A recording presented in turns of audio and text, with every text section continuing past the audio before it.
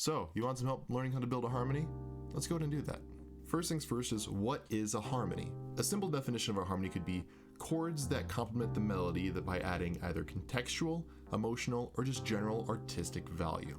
The first thing I want to get into when talking about harmonies is just understanding the concept between consonance and dissonance.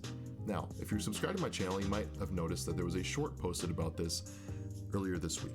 I'm just going to reiterate what I talked about in this short. Consonance is just when you have every single note within your melody and your harmony fitting within the same chord. This makes it sound pleasing and very, very smooth.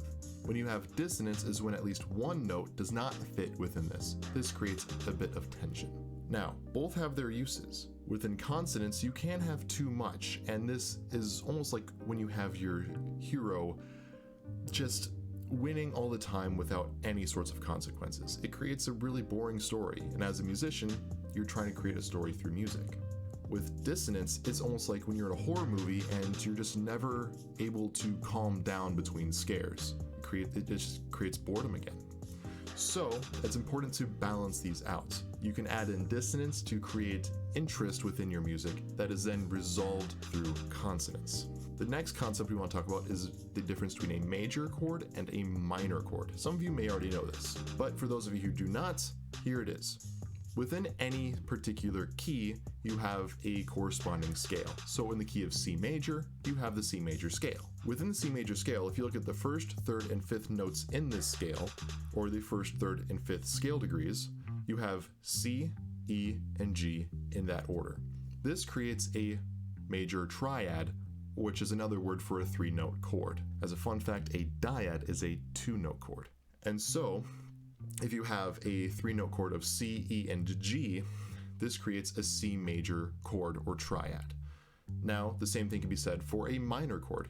Take the key of C minor with a C minor scale, you do the exact same thing, and you get C, E flat, and G. If you notice, the only difference is you flatten that third, or that middle tone, making it an E to an E flat in the case of a C major or C minor chord.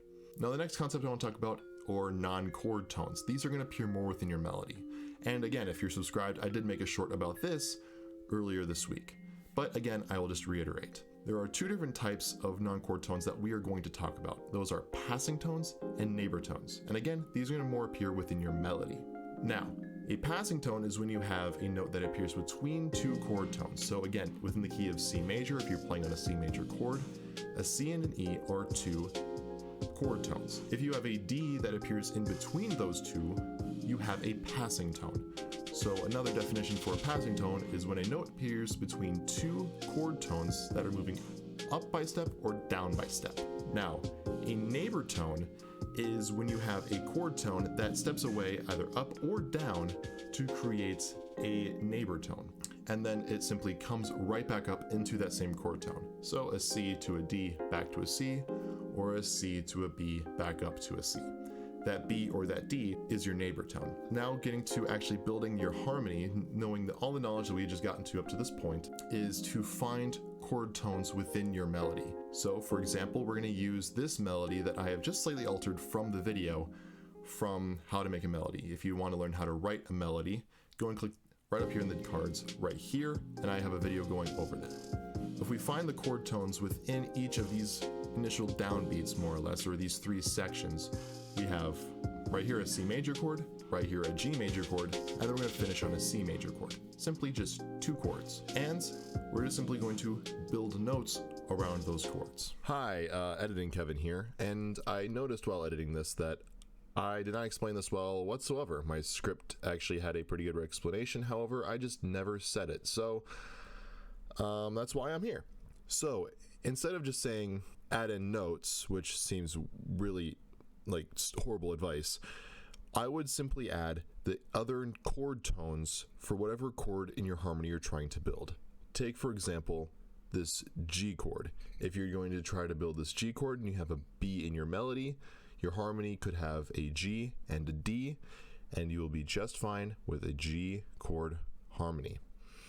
Or if you have, say, a C major chord and you have a G in your melody, you would have a C and an E in your harmony. That's it. That's all I really tried to say. So Cue the outro. So that's the in-depth basics on how to build a harmony. Now, if you also found this video helpful, go on and click that like button down below as it helps out the channel a lot, and subscribe so you don't miss another one of my videos. All of my socials will be linked in the description below if you're interested in giving me a follow, and as always, have a very lovely day.